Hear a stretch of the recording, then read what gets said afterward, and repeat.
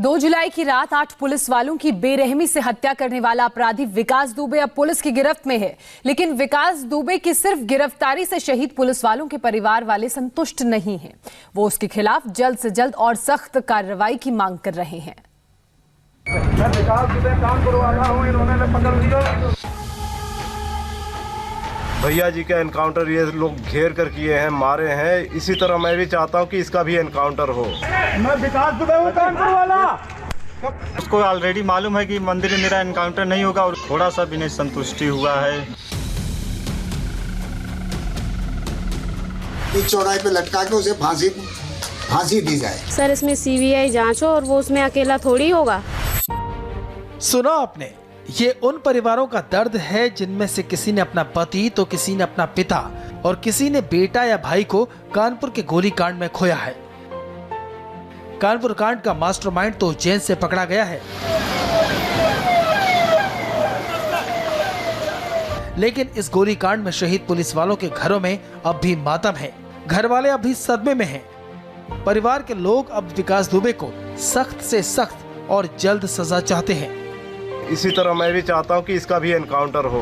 इस चौराहे पे लटका के उसे फांसी दी जाए। सर इसमें सीबीआई जांच हो और वो उसमें अकेला थोड़ी होगा। कानपुर गोलीकांड में शहीद प्रयागराज के रहने वाले दरोगा नेबूलाल के बेटे और उनके भाई विकास दुबे की सिर्फ गिरफ्तारी से संतुष्ट नहीं है। शहीद के भाई का कहना है कि जिस तरह से उनके भाई को मारा गया उसी तरह से विकास दुबे का भी एनकाउंटर होना चाहिए। गिरफ्तारी से हमको कुछ नहीं लेना देना है। गिरफ्तार हो गया वो तो हमको पता था कि वो गिरफ्तार होगा। गिरफ्तार वो अपने आप को आत्मसमर्पण करेगा, लेकिन हमको इससे नहीं मतलब। हमको सिर्फ इससे मतलब है कि जैसे हमारे भैया जी का एनकाउंटर ये लोग घेर कर किए हैं, मारे हैं। इसी तरह मैं भी चाहता हूं कि इसका भी एनकाउंटर हो। अपना सरेंडर उसने किया है और उसको पुलिस ने नहीं पकड़ा है। और सबसे बड़ी बात जो जांच करवा रहे उसमें ही शामिल है कोई, उसने मंदिर में सरेंडर किया है और मंदिर उसको ऑलरेडी मालूम है कि मंदिर में मेरा एनकाउंटर नहीं होगा। और उसको विकास दुबे के एनकाउंटर की मांग करने वाला सिर्फ शहीद नेबूलाल का परिवार अकेला नहीं है। मथुरा के रहने वाले शहीद सिपाही जितेंद्र पाल सिंह के पिता तो विकास दुबे के साथ साथ उन गद्दार पुलिसकर्मियों से भी नाराज हैं जो इस शातिर बदमाश की मदद करते रहे हैं। शहीद के पिता इन सबको पब्लिक के बीच फांसी पर लटकाने की मांग कर रहे हैं। सबसे पहले उन दुष्टों को पकड़ा जाए जिन्होंने खुद अपने आप में छुरा भोंका है। पुलिसकर्मी जितने उसके वो थे सहयोगी, उनको फ्रंट पे लाके पब्लिक के सामने उनको सजा दी जाए। हम तो ये चाहते हैं कि पब्लिक के सामने लाया जाए और बीच चौराहे पे लटका के उसे फांसी दी जाए। झांसी के रहने वाले पुलिसकर्मी सुल्तान सिंह भी 2 जुलाई की रात गैंगस्टर विकास दुबे की गोलियों का शिकार हुए। शहीद सुल्तान सिंह की पत्नी अब पूरे मामले की सीबीआई जांच की मांग कर रही है।